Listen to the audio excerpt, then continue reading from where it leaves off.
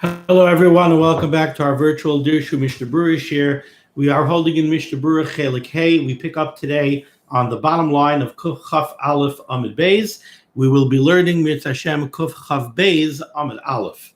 So we begin Siman Tuf Kuf Zayin. Din Afia B'Yom Tov, the halachas regarding baking on Yom Tov. Ubai Zayin Seifim, and we have here 7 Seifim. Says the Mechaber in Sif Aleph. Oifin beporni. You are allowed to bake in a type of oven called a porni, which the Mechaber defines as the hainu, tanurim shalanu, the ovens similar to the ovens that we have, hagedolim, that are very large, upihem betzidam, and the opening to the oven is located in its side. Okay, what exactly is the novelty over here that you're allowed to bake in a large oven? So let's take a look in the Mishnah Berurah Ois Katan Aleph Oifin Beporni. Says the Chavetz Chaim, Va'afal pi shetzricha hesek gadol. Even though to use one of these ovens, you're going to have to make a large fire, unafish tircha, and therefore there's a substantial amount of exertion involved in baking in one of these ovens, and yet it's mutter. V'loy chayshinan, and we're not concerned gamkein sheyomru l'tzarech chayil hu oifer. So it seems to me over here that the Mishnah Berurah is pointing out two different issues over here. One is that to bake in this porni requires a substantial amount of exertion. You're not making a small little fire. You know, it's not like you have a little grill and you're starting up a little fire and you're baking on it. No, you're using a major oven over here. You got to bring in a lot of wood and you got to take in kindling and you got to fire it up. It's a substantial amount of tircha, and yet that's mutter on Yom Tov. And also, when somebody sees you baking in a porni, he's going to look at it and say, "Oh, this guy is not baking a small batch of challah. This guy looks like he's running a commercial bakery. It must be that he's baking not just for Yom Tov, but he's baking for after Yom Tov as well." We're not concerned that somebody is going to fall under that impression. However, the Chavetz Chaim does continue and say, "V'hu, this that we're matir to bake in such a large oven is in a case shetzarich lepas harbe." That's only true when you have a legitimate need for a large amount of bread.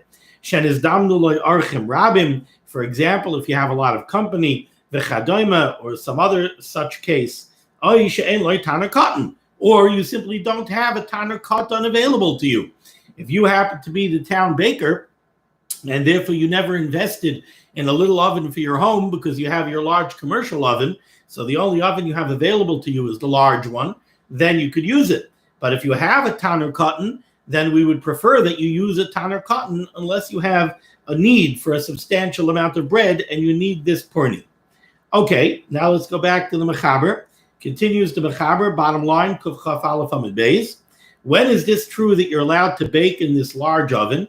Ubilvad shaloi tehei chadasha. There's a caveat over here.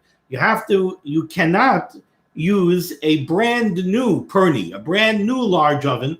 You cannot use, literally, ubilvad, with the exception shaloi tehei chadasha, that the porni oven, the large oven, should not be a brand new oven. Why? Because if it were to be a brand new oven, the chayshinan, we would be concerned, shema tifchas, of the problem. It's possible that the oven, when you use it for the first time, will collapse. V'yipaseid halechem, and then the challah that you baked in the oven will be ruined. V'yimana misimchas Yom Tov, and now, especially, we're talking about times when Klal Yisrael was poverty-stricken.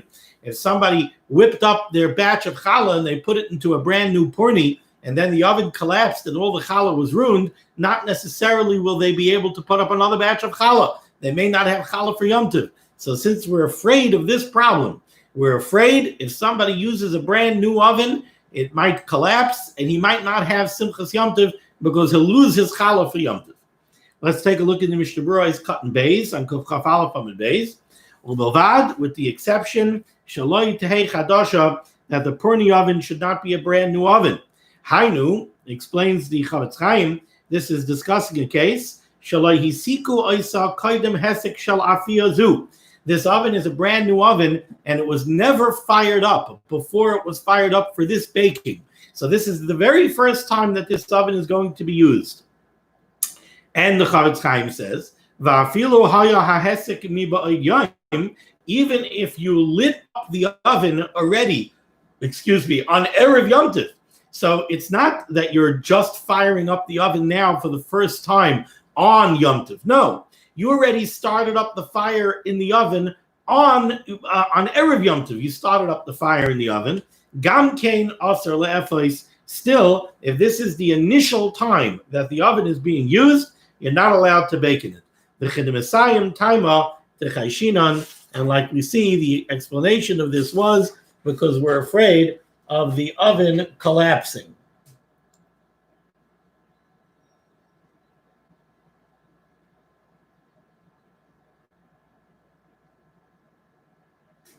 Apparently, the problem over here is that while it's true that the oven was already fired up on Erev Yom Tov, somehow the risk of the oven collapsing does not go away until the oven was fired up and then the heat was done. The fire was extinguished. You need a complete cycle of firing up and extinguishing the fire to know that the oven is not at risk of collapse. Ice cotton gimel on kufchav beis on aleph. The fear over here is shema tifchas, that the oven may crack and collapse. Ma'aziva satanur. We're afraid that the ceiling of the tanur will collapse, v'tipal al hapas, and fall in onto the challah. V'nizbara b'paiskim, and the paiskim explain, tedafka b'porni shehi gedoyla chayshinon shema tifchas. This concern of the possibility of the oven collapsing is only by a porni, by a tanur gadol. Aval b'tanurim loy chayshinon lozeh. But with the more typical types of ovens, the smaller ovens, we don't have such a fear that the oven may collapse. Like we're going to see later on in Sif Hey. The Chavetz Chaim says that the implication of the words of the Mechaber is the tanure pashalanu, that the bread ovens that we use heavy kiporni shebizman hashas were similar to the porni ovens that were common in the time of the Gemara, because after all, that's what the Mechaber says. The Mechaber says, "Oifen beporni," you're allowed to bake in a porni, tahainu tanurim shalanu, which is equal, it's the same as our ovens in the Mechaber's time. So therefore, the Chavetz Chaim is saying, the implication of the words of the Mechaber is that our tanurim, our large bread ovens, are similar to the porni ovens that were commonplace in the time of Shas. And if so, if that was true, says the Chavetz Chaim, then in the Chavetz Chaim's times, when they had these kinds of ovens, it should be usher for them to use a brand new oven. However, the Chavetz Chaim says that the Achronim already took the position that we could be mekel, Sha'atanurim nasim milavenim, because already in the time of the Chavetz Chaim, the ovens were built out of individual bricks. V'noisin tit bein levena lechaverta, and these bricks were then cemented together using mortar. Lahadbikon yachad, to join them together. V'heim chazakim, and these ovens were known as being very strong. V'ein matzi klal livchais, and it was not commonplace at all for them to crack. The impression that I have, based on the limited amount of research that I did into this, is that the Chavetz Chaim is differentiating over here between the ovens that were common in the time and the locale of the Chavetz Chaim, which were ovens that were built out of bricks, and the earlier ovens where the entire oven was one piece of molded earthenware or one piece of molded cement. So it wasn't made out of individual bricks mortared together, it was all one piece. And somehow the ovens that were constructed out of one piece, it was much more common that from the heat, they would crack and then collapse. Where the ovens that are built out of individual bricks, they have more room for give. They have a greater ability to expand and contract with the heat without collapsing. Now, go back to the Mishnah Berurah to where the ice cut in Yod Aleph is for the Shar HaTzion. So right now, the Mishnah Berurah said that the Achronim said you could be makel in the type of ovens that they had in the time of the Chavetz Chaim that were built out of bricks. Ella, however, sheyesh mitzadadim leisser betanurim shalanu. However, the Chavetz Chaim says There were Paiskim, he brings down over here in the Sharetzi and the Magen Avram, and Chachem and Moshe, Chayodam, that suggested that it could be that even those tanurim that are made out of bricks, they have a different isser. Mitzad Hesek Rishon, because the first time you fire up that type of oven, Shemiyavesh HaTanur, it dries out the earthenware, it dries out the mortar, umechazkai, and it strengthens the oven. Vahu tikkun moneh, and that would be the problem of makeh b'patish. It would be tikkun moneh. It would be fixing, repairing, finishing off a keli, which is also on Yom Tov. Unless you already fired up the oven on Erev Yom Tov, the chanal b'sif cotton bays. You see, with these kind of ovens, if the problem of the oven is that the initial firing of the oven strengthens the oven, so then if you fired up the oven on Erev Yom Tov, even though this is the initial firing of the oven, since the oven was already fired up on Erev Yom Tov, so the heat that was generated on Erev Yom Tov was already mechazik the oven. And now when you bake in it on Yom Tov, there's no problem of tikkun moneh. So yes, according to this problem, if the problem of a brand new oven is that the first time you fire it up, you strengthen it, and it's a tikkun moneh problem, then on Yom Tov, you cannot fire up a brand new oven for the first time. But if you fired it up on Erev Yom Tov, even if that flame was never extinguished, the tikkun moneh was already accomplished on Erev Yom Tov. So you would be allowed to use such an oven on Yom Tov. Continues the Chavetz Chaim, V'yesh makilim b'chol gavni. And then there are those that are makel in all cases. And they say that our ovens nowadays don't have the tikkun moneh problem, and they also don't have this worry about them possibly collapsing. Now, if you built one of these brick ovens already several days ago, and all the mortar and everything already dried out, even though it was never fired, then we don't have to worry about it at all. Even according to those stringent opinions that worry that the initial firing up of the oven is a problem of tikkun moneh, if the oven was already built for several days, already dried up on its own, and it doesn't need a hesek, it doesn't need to be fired up in order to be completed. Okay, now we go to the top line here on Kuf Chav Beis Amud Aleph, continues the Mechaber. So you're allowed to bake in this Perni oven, you're allowed to bake in this big oven, unless it's a brand new oven. And now the Mechaber says similarly, you're allowed to cook up water in an antichi. What's an antichi? Explains the Ramah, Pirush, Yoyre Gedoyla, a very large pot. Says the Mishnah Berurah is cut and daled. You're allowed to heat up water. V'aravusahu, the chiddush over here is kanal le'inyan porni. It's the same chiddush that we have in the halacha as the porni, which is two different chiddushim over here. One is that in order to heat up this antichi of water, you're going to need a substantial fire. So you're doing a tercha yisera sort of on Yom Tov. You're doing a significant amount of exertion because you're boiling up such a large pot. Also, if you're boiling up such a large pot of water, somebody might look and say, you're not only doing this l'tzarech hayom, clearly you want hot water for after Yom Tov as well, and we're not concerned with either of these problems.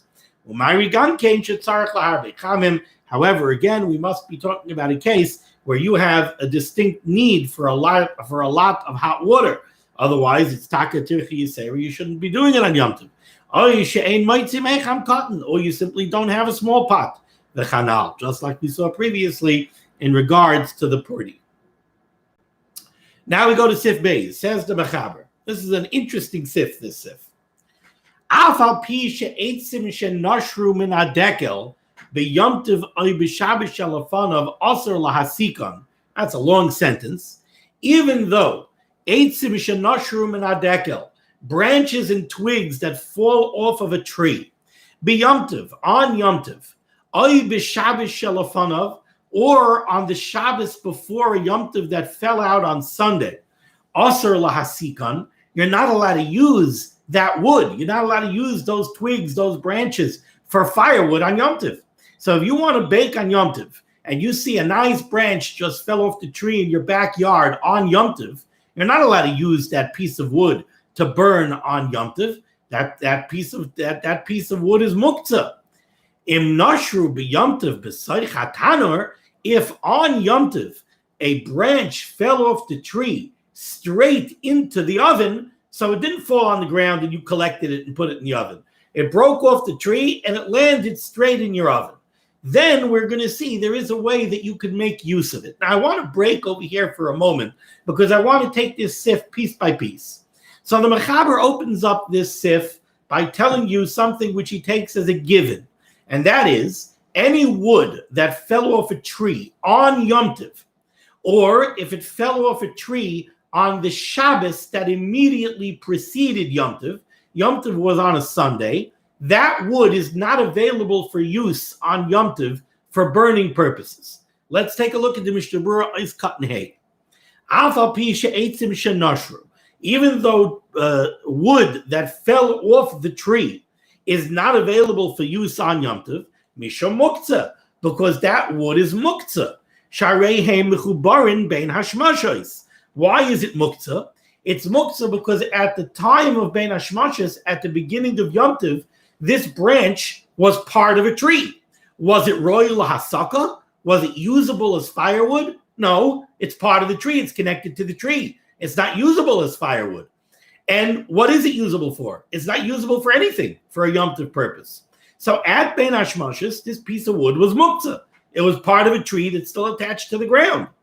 Va'oid, and another problem, says the Chavetz Chaim, another reason that this wood is usher is because of Gzeira mishum shema yala v'yitlosh. Since this piece of wood was still attached to the tree at Bein Hashmashos, when there's no way you're allowed to make use of it, you're not allowed to use it in any way. Because if we allow you to use a tree, we're afraid you might come to climb the tree and to break the branch off. So there are two distinct reasons over here why this wood is not available for hasaka. One reason is because wood that was still part of a tree at Bein Hashmashos at the beginning of Yom Tov is muktzah. It's not muchan. It's not royal hasaka. It's not usable as firewood. So therefore, it's not muchan. It's muktzah. The other reason is not a muktzah-based reason. The other muktzah is gzeira. The other problem is a gzeira-based issue, and that is nothing that's part of a tree that's mechuber to the ground is usable on Yom Tov, because if we're going to allow you to use a tree in any way, we have a gzeira, you might come to climb the tree and break a branch off, and that would be also on Yom Tov.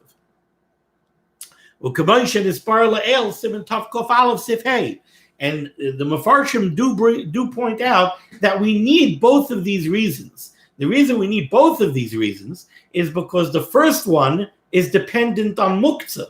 And back in Siman Tov Tzadikei, we saw that there are shitas that are mekel and muktzah on Yom Tov. So the second reason, Shema Yala v'Yitlosh, would apply even according to the shitas that are mekel on muktzah on Yom Tov.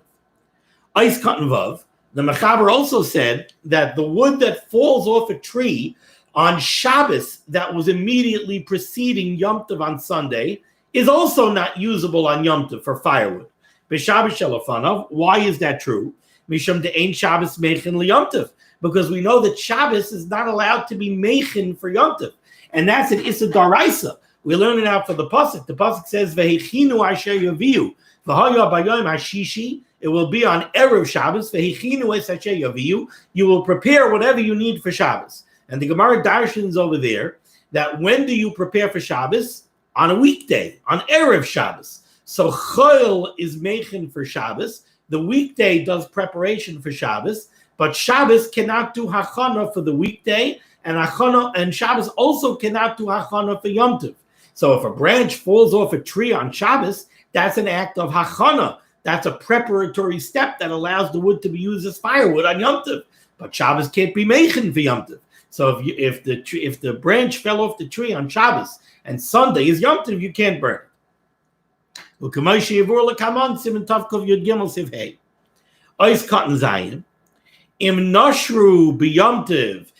however, a branch fell off on Yom Tov and it fell straight into the tanner, straight into the oven. You know, the truth is we should go back to the Mechaber now. Let's read the Mechaber now, starting on the bottom line, right by the Ois Cotton Zion for the Mishnah Berurah. So what have we said so far here in Siv Beis?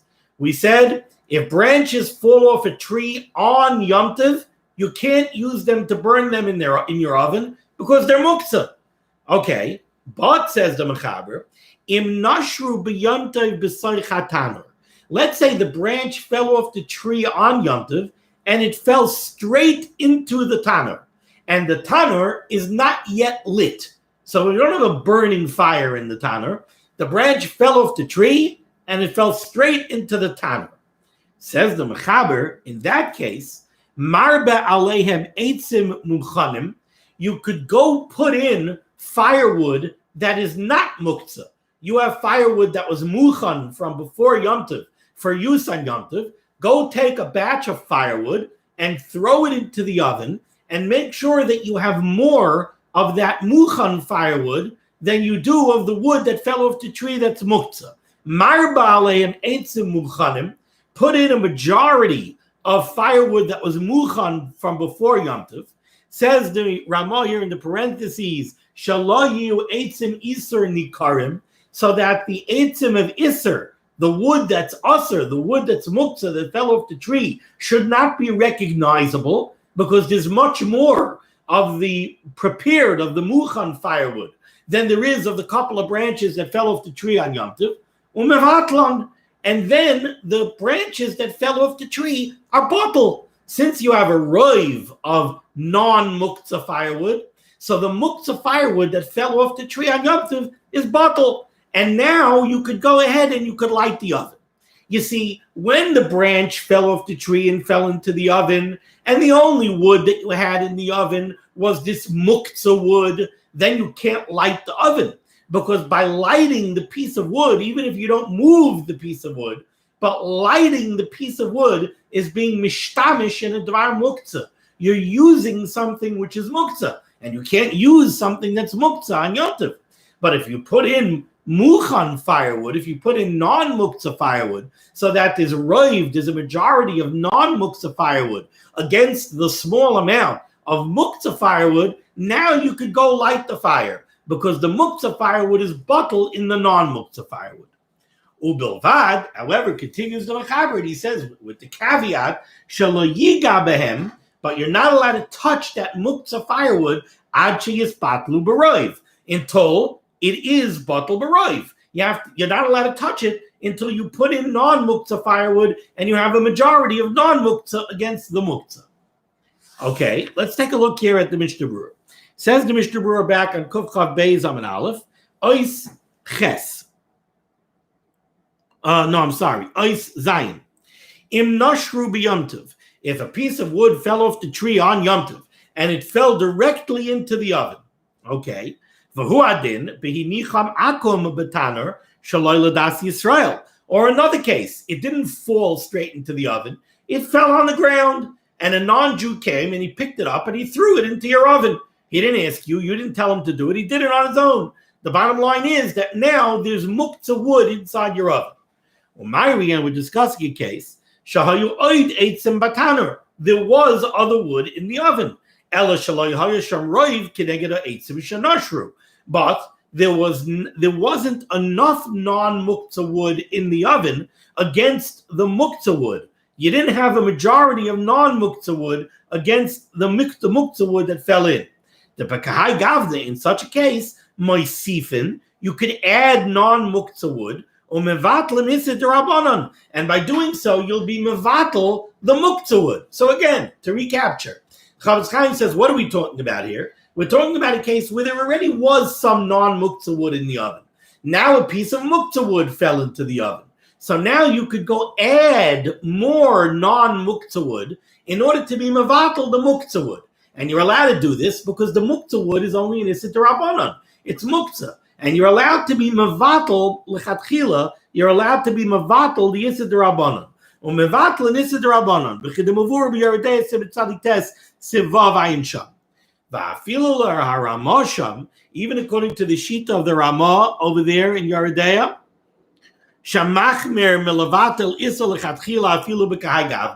who says that to go be mevatel and issa lechatchila is even prohibited in such a case of a D'Rabbanan.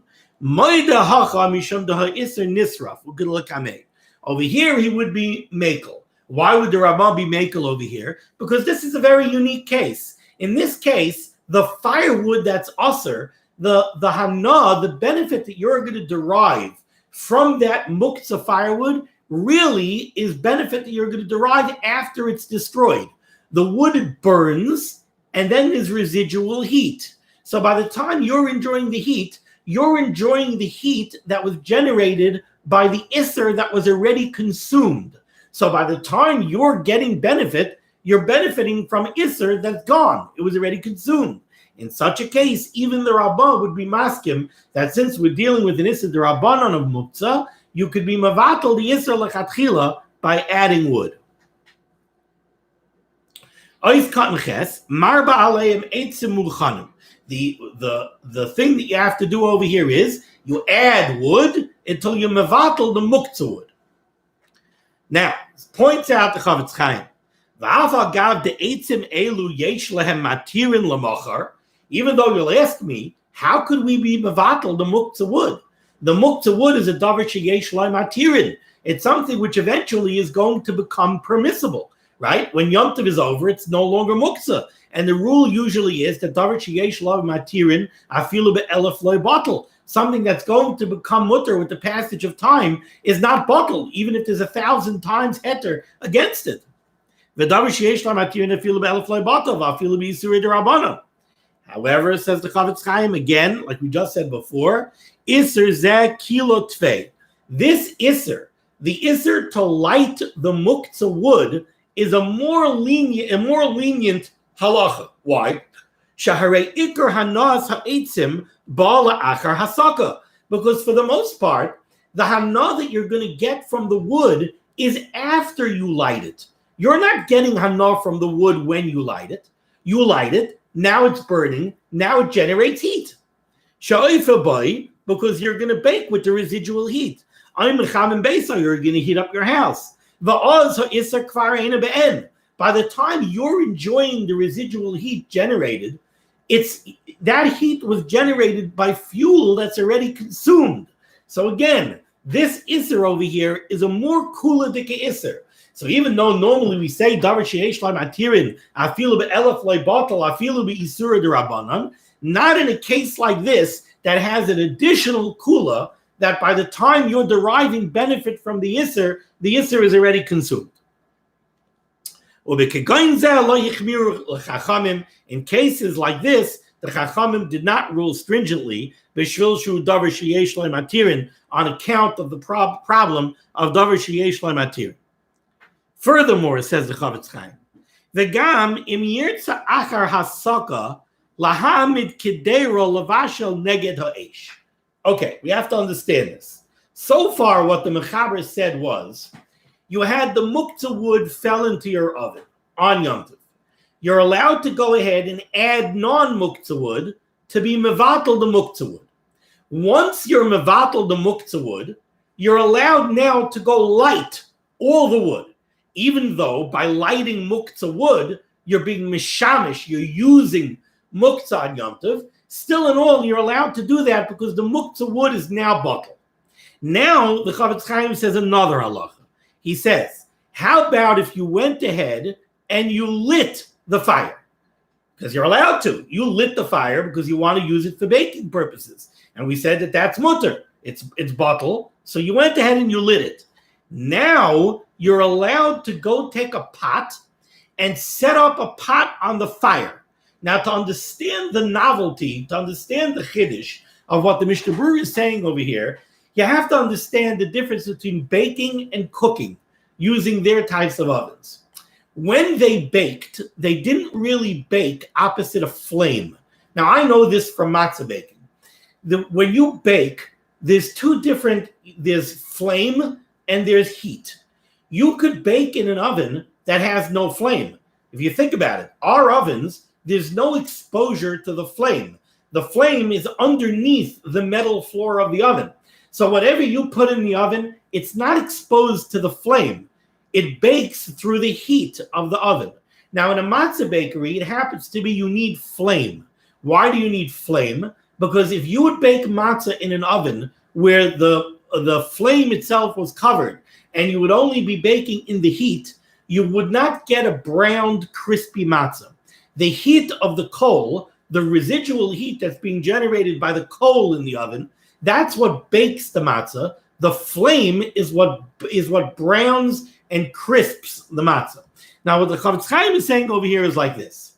Once you're mevatel the muktzah wood, we allow you to bake using the heat that was generated by that muktzah wood. Why? Why is that permissible? The reason it's permissible is because muktzah is not asur b'hana. Muktzah is not asur b'hana. You're allowed to derive benefit, and the benefit that you're deriving is really after the fuel was already consumed. But that's not true when you cook using burning muktzah firewood, because when you cook in a pot, you need a flame. Now, the flame is considered be'en. The flame is considered something tangible. In that case, there's a difference between the hana that you're deriving from the muktzah when you're baking. In that case, you're deriving benefit from muktzah that was already consumed. But in the case of the pot, you're deriving benefit from the flame. That means that it was not yet consumed. The flame is considered an actual part of the dvar muktzah. It's considered a tangible be'en chelik portion of the muktzah wood. Therefore, what the Chavetz Chaim is telling me over here is, he's telling me a chiddush. Since we were matir you to go ahead and light the muktzah wood, because it's bottle and because the benefit that you're going to derive from it is for baking purposes, so it's going to be derived after the muktzah wood was already consumed. Since we're matir that, once you light it, we are now matir you to go ahead and set up a pot by fire and derive benefit from the fire of the muktzah wood, which is closer to the muktzah. That's be'en of the muktzah. Let's see it inside. So the Chavetz Chaim said like this: V'ganim yirtza achar hasaka. If you desire, after you light the muktzah firewood, that's bottle, lahamid kedera, to set up a pot, levashel neged eish, to cook using the flame generated from the muktzah wood, or to warm up your body, or to derive benefit from the light of the fire, while the muktzah wood is burning, shari, that's permissible. Why? The muktzah ain't asur b'hana haba me'eleha, because muktzah is not asur b'hana.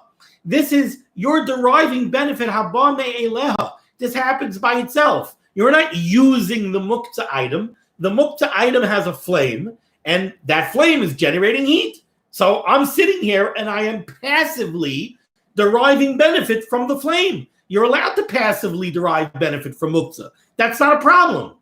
Rak the asal letaltel muktzah. The issue of muktzah is that you're not allowed to handle and move muktzah, or to use it, even without handling it. And that's why we have to be mevatel the muktzah wood before we light it. Because when you light the muktzah wood, you're using the muktzah wood. And that's asur. But in our case, we were matir you to light it because you are mevatel it. The muktzah wood is bottle. And the hana that you want to get for the baking is not only is it passive, but it's hana that you get after the fuel was already consumed. And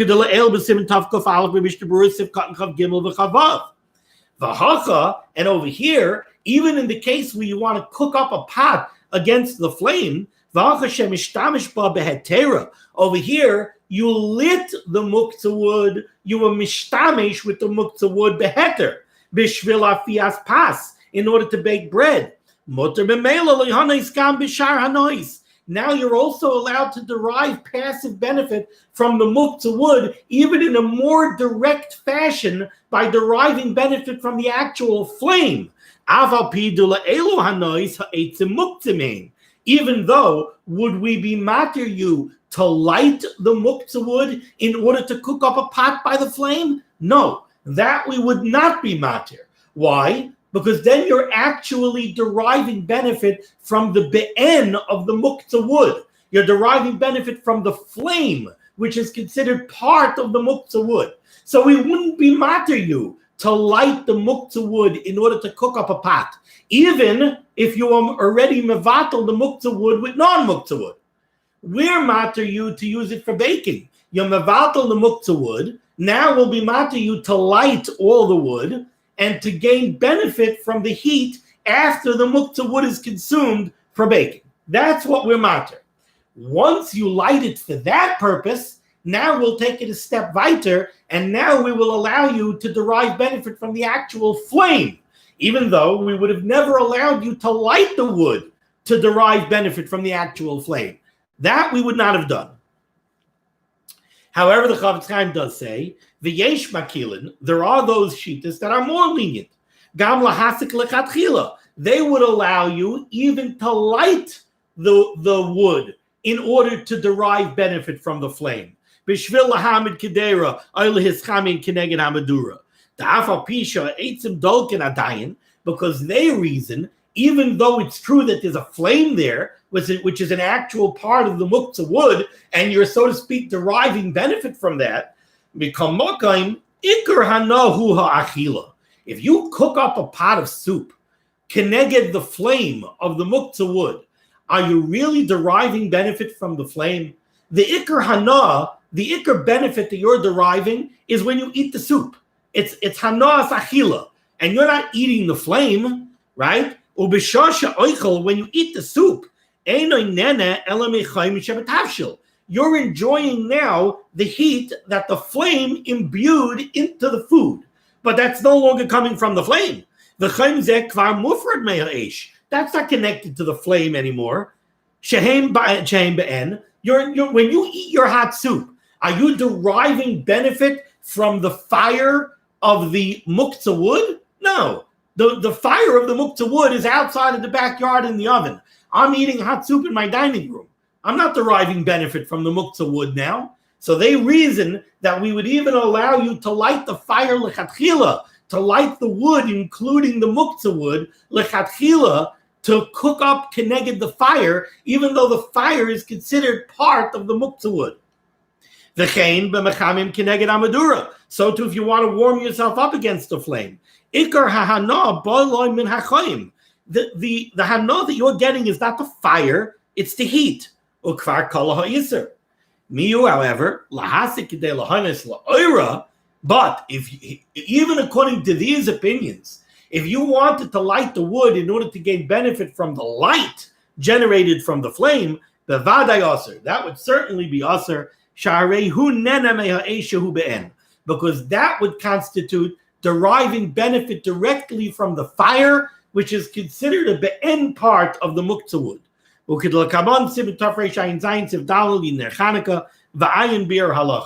I hope I explained that well. To me, this is a very fascinating sif. It's a little bit complex. I hope everybody got it. Okay. Continues the Mishnah Berurah in Eis Katan Tes. So you have to be mevatel the muktzah wood, shalo yiyu atzei ha'isr nikarim, so that the muktzah wood should not be recognizable. So what he's saying is it's not enough to just have a majority of non-muktzah wood against the muktzah wood. So if you have one piece of muktzah wood and you have three pieces of non-muktzah wood, so you have a roiv of non-muktzah against the muktzah. That's not enough. It has to be enough non-muktzah wood that the muktzah wood is not recognizable in the mix. Because if it's recognizable, it's not bottled. Ice cut and yud, but you're not allowed to touch the muktzah wood until it is bottled. Even though when you're adding non-muktzah wood to the wood pile and you're moving all of the wood around, that piece of muktzah wood that fell into the tanner is going to get moved. It's going to move around. Like we're not concerned about that. That constitutes tiltal min atzad. You're not directly moving the muktzah wood. You're moving the muktzah wood by virtue of the fact that you're dumping non-muktzah wood on top of it. That's not a problem. Ice cotton yud aleph achi yispatlu b'roiv. You're not allowed to handle the muktzah wood until it is bottled in a majority of non-muktzah wood. For us, and once it's bottle, when now you go light the fire, and when you light the fire, you have to poke the wood, you have to move wood around. Now, even though you're going to handle the muktzah wood, that's considered heter because it's bottle. Umashma, the implication over here is the tekef mishosh and ispatlu, that immediately once the muktzah wood is bottle, mutal lahafich bahem, you're allowed to already poke and move around and turn over the wood, even though you did not yet light the fire. V'dan, you should know there are poskim that are even more lenient. According to them, even if there was no wood in the oven at all. Rak elu shenashru min hadekel. See, originally the Chavetz Chaim, if you go back to Kuf Chav Beis Amin Aleph, in Ois Cotton Zion, the Mishnah Berurah said that this whole case is talking about where there was non-muktzah wood in the oven, then muktzah wood fell in, and now you're going to add more non-muktzah wood to be mevatalit. Now, says the Chavetz Chaim, there are those cheetahs that are even more mekel, and they say even in the case where the oven was empty when the muktzah wood fell in, so only muktzah wood was in the oven. Well, now the muktzah wood is very clearly identifiable. It's the only wood in the oven. Still, you're allowed to add wood and be mevatalit. Rak elu shenashru ben hadekel muter gam kin la'ariv. Va'afilu imu atze iser nikarim la'achar erev b'roiv. And they hold that even if the muktzah wood is still recognizable after you added a majority of non-muktzah wood, gam kin le'chashinan, we're still not worried. Rak shelo yoziz ba'atze iser kisharaya oisan. Just you should make sure that when you do see the muktzah wood, you shouldn't move it. And the reason for all of these kulas is the reason that we said earlier, nisraf, because all of the benefit that you're getting over here out of the muktzah wood is after the muktzah wood is already consumed. So all the benefit comes after the iser, the muktzah wood is already gone. And he says you should take a look at the Bir Halacha and what I write about this further. And we're going to stop over here. So we'll continue Mirz Hashem next time on the second line of the Mechaber, Aval and Noflu B'Taner B'Shabbos. Thank you so much for joining me for limud HaTorah. The schus of limud HaTorah should stand Gans Klal Yisrael in good stead. The Rabbanan Shalom should be Megan and protect Gans Klal Yisrael. The Rabbanan Shalom should send Yeshua's Refuas Parnasa to all those in need. And we should all be zeichet to see the Bias Gal Tzadik B'Meher V'Yameinu. If I don't see you before Shabbos, everybody should have a wonderful, wonderful Shabbos. Be well.